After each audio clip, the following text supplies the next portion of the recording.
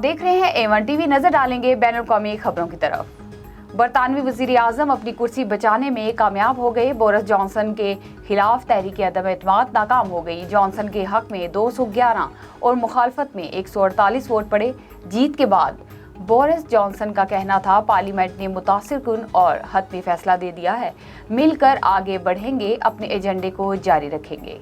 गर्मी की शिद्दत में इजाफे से सुपर पावर अमेरिका में भी बिजली बहरान का खदशा पैदा हो गया। गैर मुल्की खबरसां अदारे के मुताबिक कैलिफोर्निया, टेक्सास, रुकनास और एरिजोना समेत कई अमरीकी रियासतों में बिजली बंदिश के खदशात पैदा हो गए हैं। बिजली बहरान के बढ़ते खदशात के पेश नज़र अमरीकी सदर जो बाइडन ने हंगामी इक़दाम किया है, जिसके तहत जुनूब मशरकी एशियाई मुल्कों से सोलर पैनल की दरामद पर टैरिफ में 2 साल की छूट दे दी है।